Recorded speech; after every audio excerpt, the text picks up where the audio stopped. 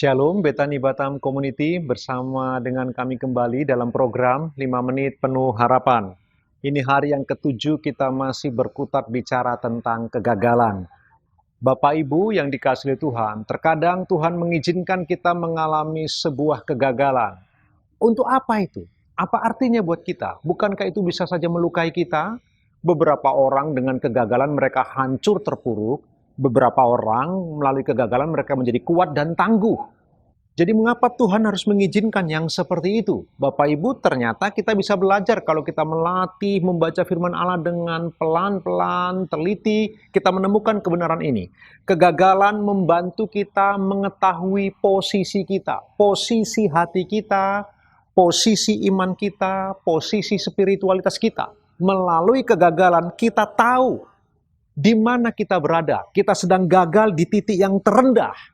Kalau begitu arah yang terbaik adalah mengarah ke atas. Karena itu Bapak Ibu dikasihi Tuhan, Tuhan izinkan kadang-kadang orang-orang yang dikasihinya mengalami kegagalan. Supaya melalui itu mereka sadar, mereka introspeksi diri, mereka ada di titik paling bawah, lalu mereka tahu posisi mereka. Dengan begitu, hidup ke depan mereka lebih berhati-hati dalam melangkah. Sekurang-kurangnya mereka akan belajar bagaimana hidup bersandar kepada Tuhan.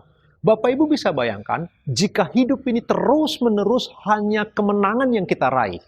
Jika dalam hidup ini, yang kita raih terus-menerus hanyalah keberhasilan demi keberhasilan. Ingat baik-baik Bapak Ibu, sebuah keberhasilan hanya bisa disebut dan kita nikmati sebagai sebuah keberhasilan karena kita pernah tahu apa yang namanya kegagalan. Jika kita tidak pernah mengalami kegagalan, maka sebuah keberhasilan pun tidak akan menjadi disebut keberhasilan. Karena kalau semua hanya keberhasilan, keberhasilan pun tidak bisa disebut sebagai keberhasilan. Ada iklan rokok yang sangat terkenal Bapak Ibu. Mohon maaf kalau saya kemudian menggunakan iklan rokok. Iklannya itu papan catur, lalu dia berkata begini, no black, no play. Papan catur itu kalau tidak ada warna hitamnya, maka tidak akan ada permainan. Kalau semuanya putih, yang putih pun tidak bisa disebut putih. Sesuatu disebut putih karena ada perbandingannya yang hitam. Begitulah Bapak Ibu, keberhasilan tidak bisa disebut sebuah keberhasilan kalau tidak ada perbandingannya dengan kegagalan. Apa poinnya Bapak Ibu? Tuhan izinkan sebuah kegagalan supaya kita tahu posisi kita.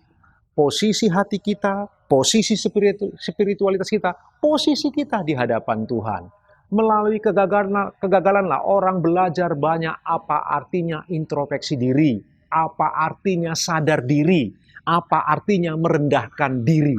Kegagalan yang membawa kita sampai kepada bagian itu. Seringkali Bapak Ibu, jika kita hanya bertemu dengan keberhasilan terus-menerus, kita akan lupa diri.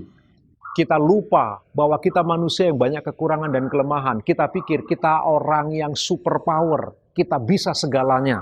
Dan lama-kelamaan kita akan jauh dari Tuhan dan meninggalkan Tuhan. Tetapi kadang-kadang Tuhan izinkan kepada orang benar sebuah kegagalan.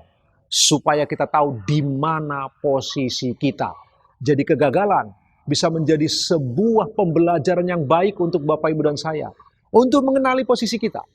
Baik posisi hati, posisi iman, posisi kerohanian kita di hadapan Tuhan. Marilah kita bersama-sama bersedia merangkul kegagalan, bukan membencinya, tetapi menganggap sebagai sebuah sahabat dalam perjalanan hidup mengiring Tuhan. Renungkan apa yang kita pelajari sepanjang hari ini Bapak Ibu yang dikasihi Tuhan. Biarlah Tuhan Yesus memberkati Bapak Ibu. Selamat beraktivitas.